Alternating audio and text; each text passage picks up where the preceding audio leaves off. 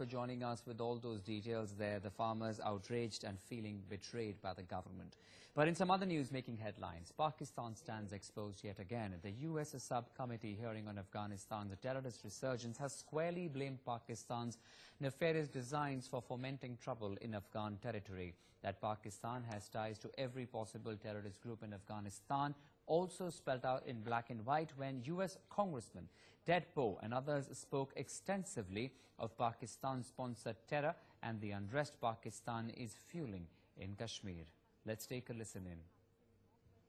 Afghan Taliban both before and after the extremists took control of Kabul in 1996. We know that Taliban is still based in Pakistan, and it came no surprise that when a U.S. drone strike killed the leader of the Taliban in May of 2016, he was in southwestern Pakistan. The laundry list of evidence of Pakistan's support for terrorists goes on and on.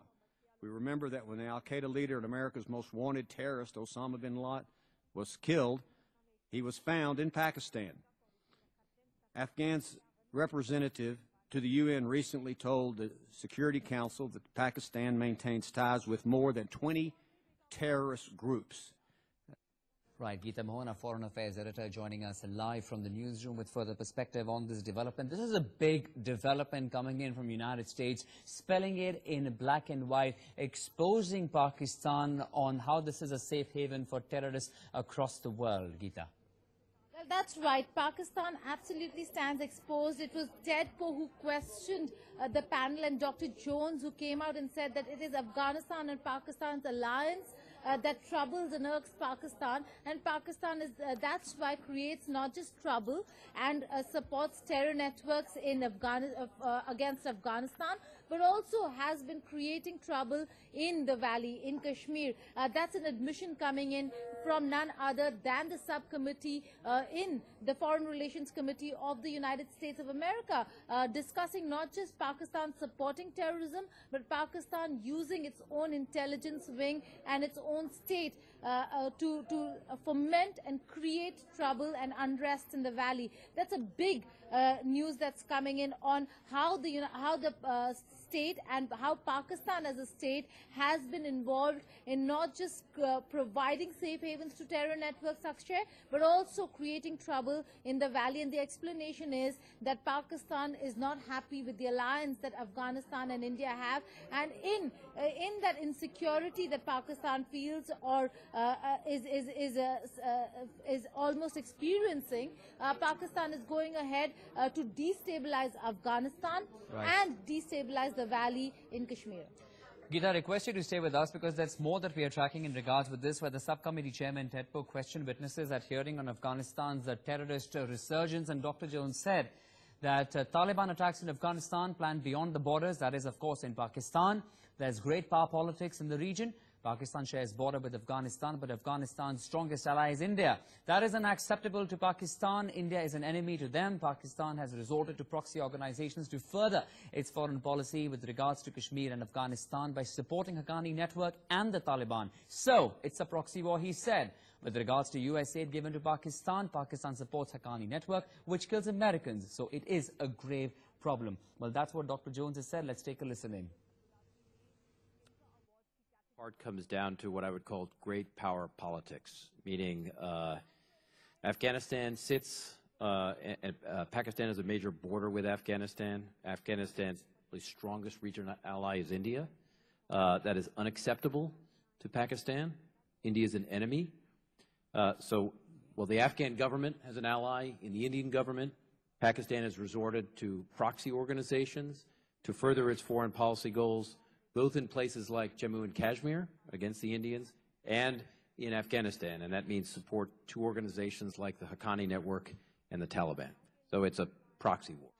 Let me bring in Mr. Aslan Bhatti, the chief of Dunya News, joining us over the telephone line. Mr. Aslan Bhatti, this doesn't sound good for Pakistan at all, because the United States, they're completely exposing the nefarious designs of how Pakistan is a safe haven for terrorists. This is Dr. Jones. This is Ted Poe of the United States administration, who's speaking on the duplicity in Pakistan. This is what Dr. Jones has said. That was his personal view. That has nothing to do with Pakistan, one thing. Number two, what was Dr. Jones was saying, the Pakistan is sponsoring terrorism, that was totally baseless, concocted and wrong. As Pakistan was suffering from the terrorist activities since 10 years, and we had been fighting against the terrorists and activists in Pakistan, and we have sacrificed over 70,000 lives of different law enforcement agencies, personnel of law enforcement agencies. What America was saying that Pakistan was sponsoring terrorism was totally baseless, as Pakistan never sponsored. Pakistan was affected. Pakistan was victim and is affected and is victim of. No, Mr. Arslan Bhatti, while we understand that, okay, if Pakistan is a victim of terrorism, yes, there have been many examples that have come to light, but how would you explain this, what the United States is saying? I'm not saying what India has been saying about Pakistan. The United States, which has been an ally of Pakistan, which has given you enough aid as well, today says and blames Pakistan squarely for the unrest in the region, spelling it out in black and white. This is the word of Ted Poe, who spoke about how Pakistan sponsors terror in the region, has affiliations with terror organizations in Afghanistan as well. This is what the United States is saying, sir. If a person had any personal contacts with any terrorist organization in Afghanistan, in India, in America, that has nothing to do with Pakistan. I already told you that Pakistan was never been a sponsor, never been in favor of any terrorist activities. For the last few blasts in Lahore, then in the two blasts in Lahore, that was sponsored by terrorist organizations sitting in Afghanistan, across the border. Then why would your ally, Mr. Bhatti, come out with such strong statements in the United States trying to expose? On what whim do you think they would be actually doing this when you have Ted Poe saying that there are links in Afghan terror groups and Pakistan? Of course, I am saying that is earlier that there are some terrorist groups who are living or who are stationed at bordering areas. They escaped when the action against terrorists starts. They escaped to Afghanistan, and when the action was over, they again came back for a few days. They definitely had very strong links in Afghanistan. We should understand the diversity, and we should understand the chemistry in Afghanistan first, that the government in Afghanistan was only confined to the capital, Kabul. The government, Mr. Ashraf Ghani and Abdullah has nothing to do what was happening in Kandahar, what was happening in the Uzbek provinces, what was happening in other provinces.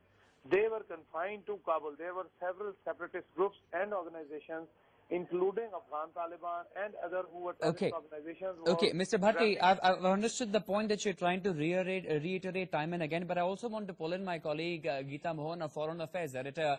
Geeta, if you'd like to take it from here, because Mr. Bhatti would have us believe that Pakistan is not a country that in any way emanates or sponsors terror. That soil has never been used for terrorism, but when the United States, their ally, comes out and makes such statements, Mr. Bhatti would have us believe that that's their personal view.